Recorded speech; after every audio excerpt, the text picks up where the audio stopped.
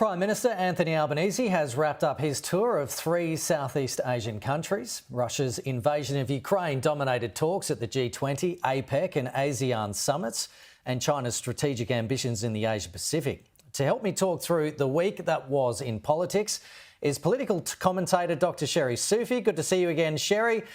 He's in Perth. And for the first time on this particular panel is Elizabeth Morrison from the Australia Institute in Canberra. Welcome to you both. So first to you, Elizabeth, how would you rate the Prime Minister's performance this summit season?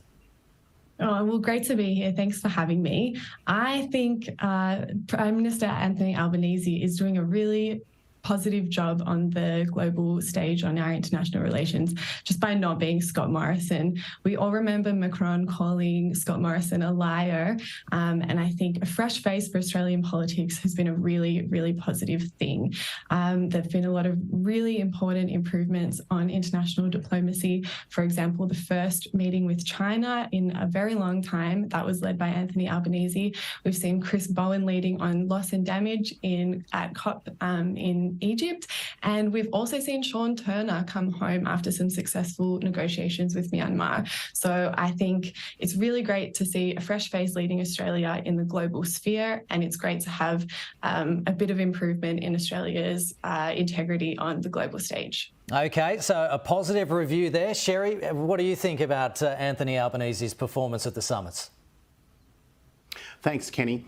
Look, I think from the point of view of optics and symbolism, it is tremendous to see that an Australian leader is meeting with a Chinese leader for the first time in half a decade or so since our relations severed. We're at the peak of our relations under the Abbott era in 2014, and things haven't been easy ever since.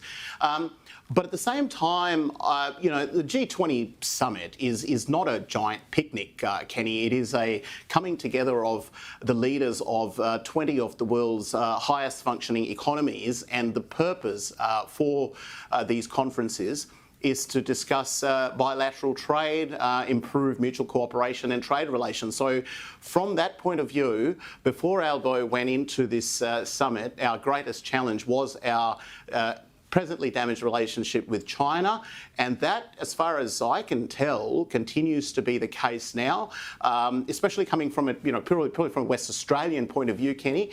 They're our biggest trading partner, and it's easy for commentators and pundits to say that we need to diversify who we trade with and look to alternative markets, and I'll certainly support that in principle, but that's not going to happen overnight. We're not going to be able to lessen our reliance on China overnight. So insofar as China continues to be our largest trading partner, I think more needs to be done to repair that relationship, and I'm not really sure to what extent there's been a net difference after this meeting. But I do accept that the symbolic value is great.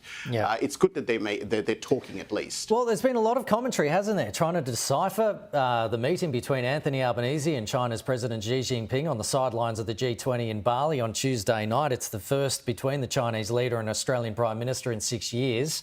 But nothing practical or material coming from that meeting yet. But the PM saying it's a good step.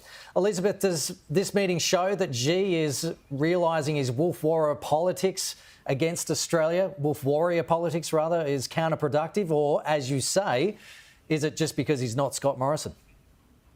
I think this meeting with Xi Jinping and Anthony Albanese is a really practical, positive step forward. Let's not forget that China's diplomacy is led by the president in a really significant way. And so he sets the tone and the pace of that negotiation.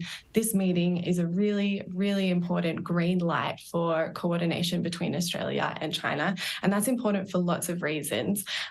Firstly, being that China is our biggest trading partner, bigger than the next 4 of our trading partners combined. So it's a really important relationship to keep working. And China is a really big export market for Australia as well. So it's going to be really important to see that dialogue happening. I think it's a really positive and practical first step.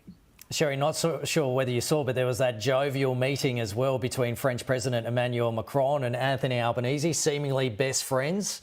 Of course, relations soured with France under the Morrison government due to the AUKUS submarine deal, but there's new hope the French president will even come to Australia. What are your thoughts on that meeting? He is very welcome to come to Australia. We want good relations with everyone where it is possible to do so. Look, again, I go back to my earlier point, Kenny. The G20 summit is serious business. It has a serious set of KPIs. And again, when we look at our relations with France through that prism, as you correctly point out, the relations did take a bit of a hit after the previous government made a decision to do away with the original deal with the French subs and to work more closely with the British and the Americans to build nuclear subs. I understand the reasoning behind that decision, and I can also understand why the French would be upset about that. So, yes, the run-in that the two had, Albo and Macron, is interesting to see. But what has been the net difference? Because what the French really want is for us to go back to that original deal. And as far as I can see, that's not happening. It's not going to happen, is it? So, look, it's not going to happen. So, and it doesn't need to be perfectly honest. I mean, I completely support the deal that we have right now, but... Yeah. All right.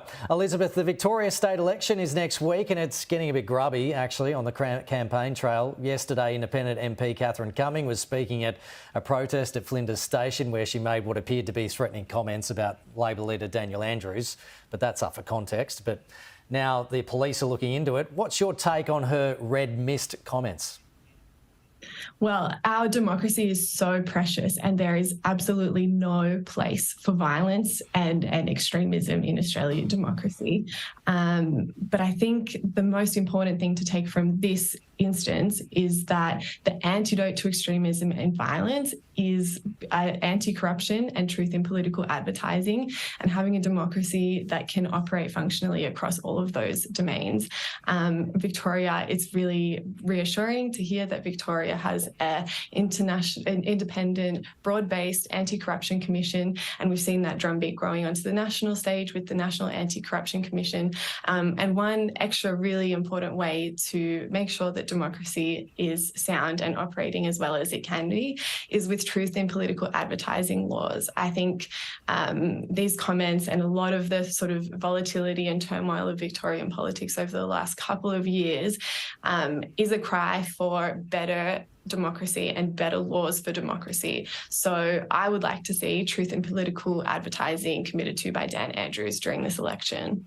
Well, Sherry, Daniel Andrews accused the Liberal Party of preferencing Nazis but declined to name any because he didn't want to give them any airtime, he says. This sort of stuff is not new in elections, it's good to point out. Are you concerned the Liberal Party is supporting extremists, as Daniel Andrews is implying? Oh, look, the Liberal Party might have many flaws, but supporting Nazis is not one of them.